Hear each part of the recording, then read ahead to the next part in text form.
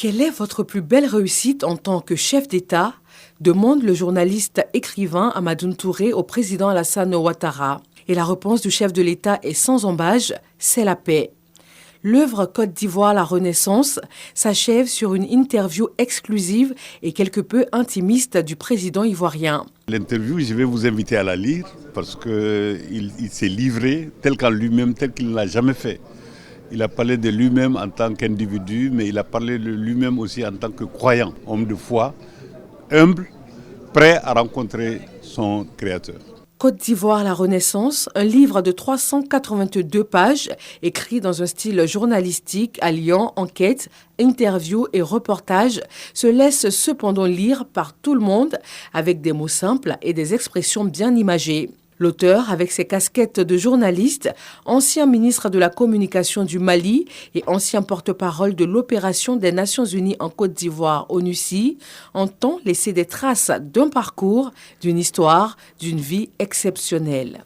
L'objectif réel d'une telle œuvre, c'est faire comprendre ce que les Ivoiriens ont pu réussir en 2 mandats du président Alassane Ouattara, les réalisations atteintes, et comparativement au chaos dans lequel le pays vivait et qui menaçait presque la vie du pays.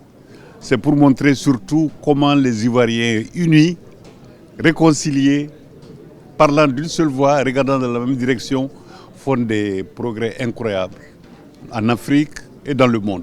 Un décryptage sur les plans économiques, culturels, politiques et sécuritaires a permis aux membres du gouvernement présents à la cérémonie de dédicace de qualifier l'œuvre de très réaliste. L'auteur a beaucoup travaillé avec justement beaucoup de sachants, des gens qui sont autour du président, des anonymes, des connus, des moins connus. En tout cas, c'est une œuvre très riche que nous recommandons à tous ceux qui veulent savoir comment est-ce que le second miracle ivoirien s'est construit. Représentant le chef de l'État, le grand chancelier de l'Ordre national Ali Koulibaly a symboliquement reçu 2 ouvrages dédicacés à l'attention du couple présidentiel. Il a aussi donné sa perception de l'œuvre. L'ouvrage d'Hamadoun Touré démontre, exemple à l'appui, que le président Alassane Ouattara n'est pas seulement un brillant économiste, mais aussi un dirigeant guidé par le souci de l'amélioration de la vie quotidienne des Ivoiriens et des Ivoiriennes. L'histoire retiendra que le président Alassane Ouattara a atteint l'ambition qu'il nourrissait pendant son magistère, à savoir celle d'accroître la richesse du pays et de mieux la partager au service du progrès social.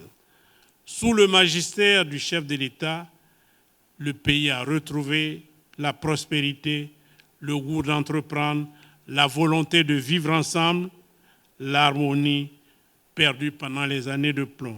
De la Côte d'Ivoire avant Alassane Ouattara à la Côte d'Ivoire actuelle, cette Côte d'Ivoire qui a fait son comeback sur la scène internationale, la plume de Hamadoun Touré grave pour les générations actuelles et futures l'histoire d'un homme d'État, d'un bâtisseur qui a tracé et continue de tracer les sillons d'une nation ivoirienne forte.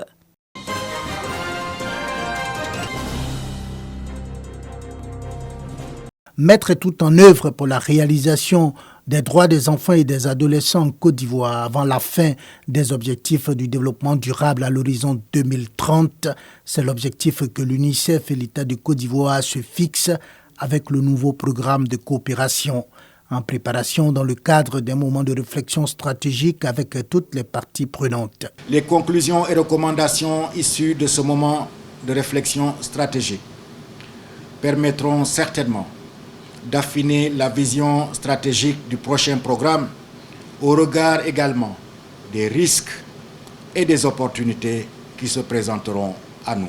Les performances des précédents programmes de coopération entre la Côte d'Ivoire et l'UNICEF sont notables, selon le directeur de cabinet du ministre du Plan, qui révèle entre autres que le taux de mortalité maternelle a baissé de 614 décès pour 100 000 naissances vivantes en 2012 à 385 en 2021. En effet, le taux de mortalité néonatale est passé de 38 pour 1000 à 30 pour 1000 entre 2012 et 2021.